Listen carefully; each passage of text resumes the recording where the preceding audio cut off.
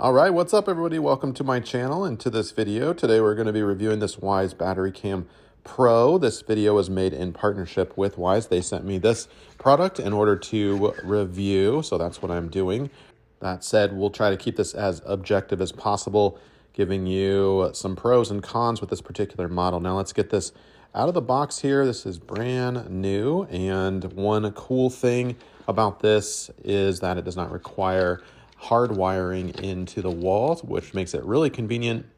And you also do not need to set up any type of solar panel. It relies purely on battery. And I'll explain the pros and cons of that a little bit later. But let's just get everything out here. We've got the actual camera itself. This is fairly significant in weight. It does not feel cheap.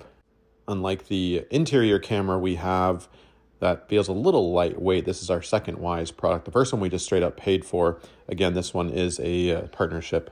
However, this is made specifically for outdoors, so I expect it to be a little heavy, more heavier duty to hold up to the elements. Here's a closer look at all of its components, including some LED lighting there at the top and a really nice white and black finish. I think it looks really sleek. It's got a speaker on it, and it comes with a pretty heavy duty battery pack that fits into this compartment here, and that's significant, and that's going to be the biggest pro of this particular camera model if you're interested in this. In other words, no, like I said, no hard wiring and no solar panel setup. Just put in the battery, close the lid, and let's go. There's a slot for a micro SD card and the red reset or startup button, or pair button I should say, which we'll explore once we get this thing set up. It's got a mount right here. You can put that on. There's two little plastic pieces, or I should say a plastic piece that kind of serves as the mount base. So you unscrew that, and then you'll be mounting. We'll be actually doing that in this video. We'll be mounting this to an exterior wall on vinyl siding. And then once that plastic piece right there is mounted, you can screw on the adapter piece. Here's the power cord. So you can plug it in directly to the battery once the battery is out, which is an essential feature because this means you can just pop the battery out of the unit once it's installed and mounted on your wall without actually having to unscrew and take down the whole unit. So you'll bring the battery inside to charge, and that's kind of how it runs. So the battery is charged up. We'll get it actually fully charged, and then we'll pop in a new SD card. I'll just use a little pen here to encourage it.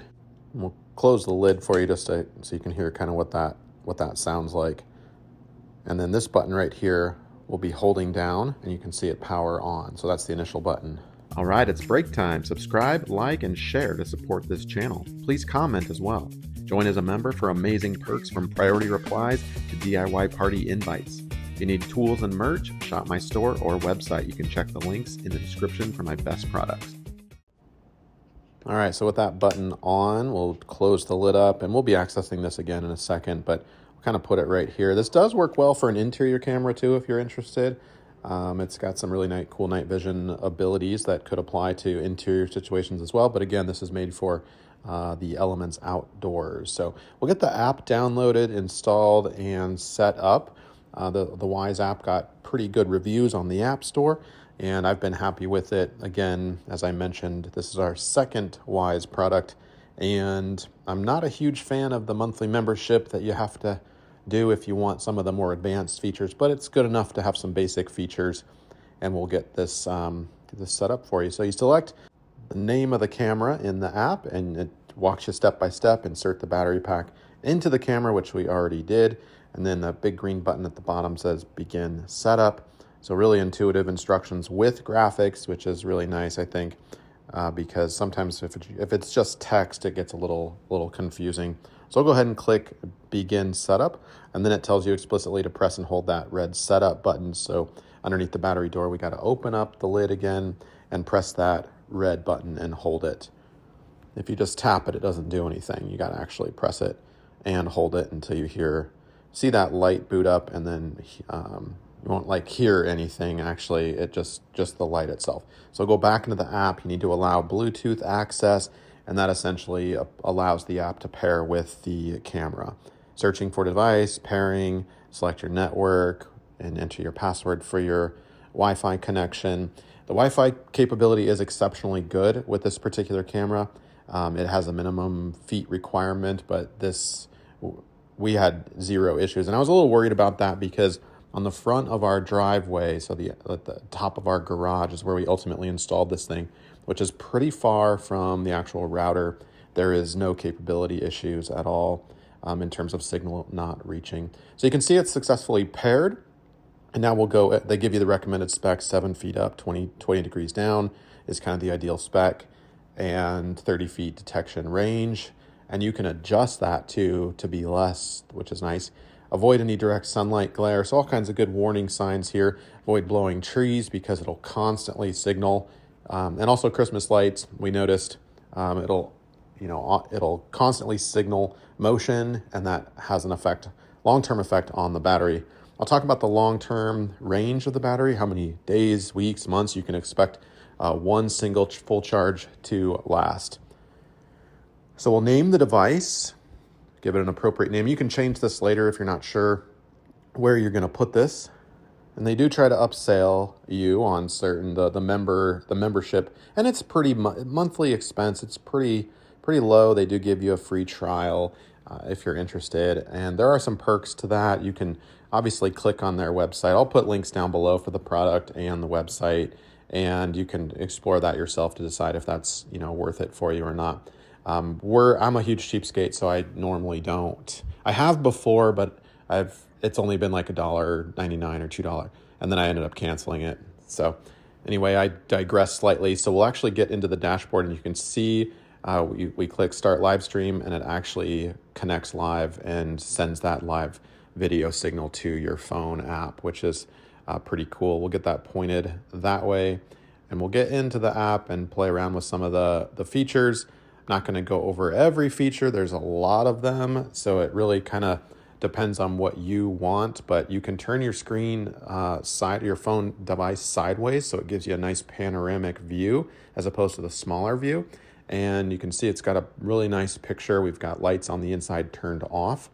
This has 2.5K resolution, which is a substantial number. I think anything less than 2K is just not making the cut. And the lighting adjustment is exceptional. I think it's got a bit of a fisheye camera view. You can see you cannot really adjust the fisheye view. So this is great for wide angle property views, driveways, front porch, things like that. And you can zoom in during live feedback and when you play back, of course. We'll be saving directly to our SD memory card as opposed to the cloud. Although, of course, ideally you'd save to the cloud in case something happened to the actual camera, right? So you click the advanced settings, and here's where it gets kind of cool. You can really customize all your preferences, adjust, how the range that it can detect motion, the full 30 feet or less, and your maximum video length and smart detection. You have to be, I think, a pro member, monthly paid membership for the smart detection to work. You can see there $2.99 at the current time of making this video. That could go up or down, of course, but that allows it to automatically detect people versus cars and notify you based on your customized settings, which is kind of cool. And it, probably be worth trying out the membership to see exactly how you like that. I don't think it'll break the bank. When you go into the advanced settings, you can play around with where your footage is recorded, night vision or not. You can format the memory card. You could turn the light, the camera status light on or off.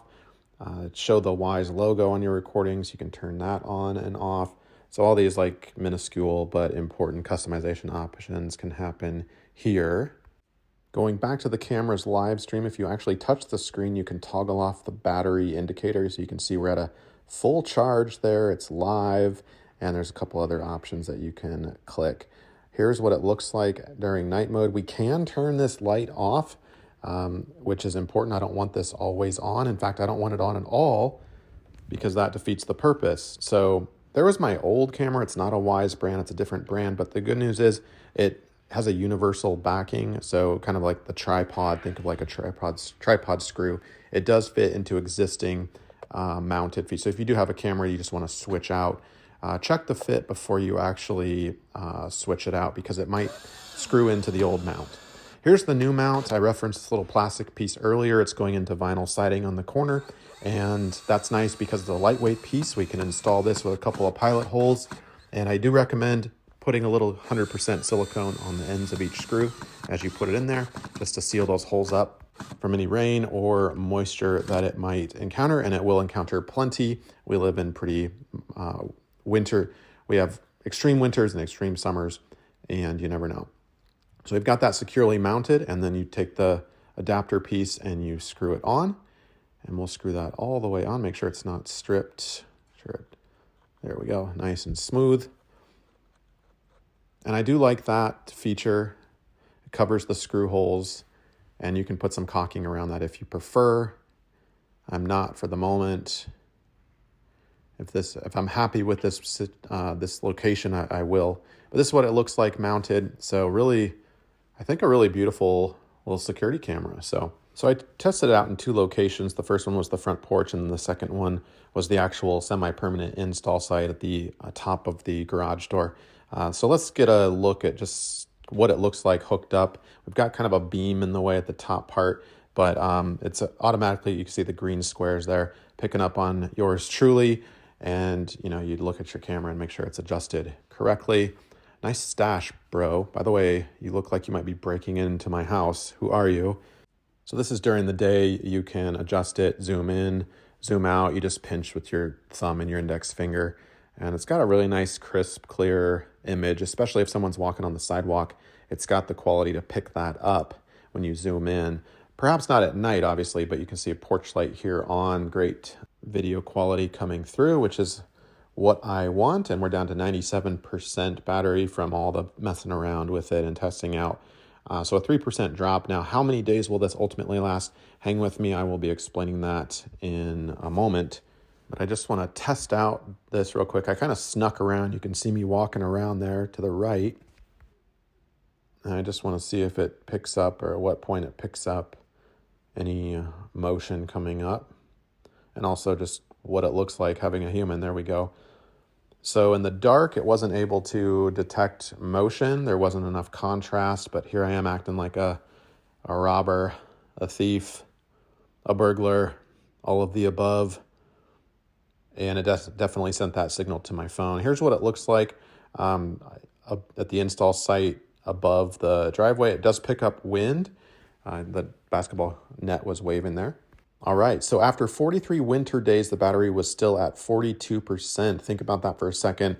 Massive battery pack. That means a full charge will last approximately, at the very least, 3.5 months based on my projections and calculations. Again, those are winter temperatures. In the summer, batteries operate with more power and more longevity. So I anticipate possibly up to anywhere from 4 to 6 months on one charge. And you just take the battery out, of course, and charge it up and put the battery back in. You do need a ladder to access it. That's the downside. But in my opinion, this is a pretty cool buy. Hopefully this has helped you out. Thanks so much for being with me, and stay sneaky.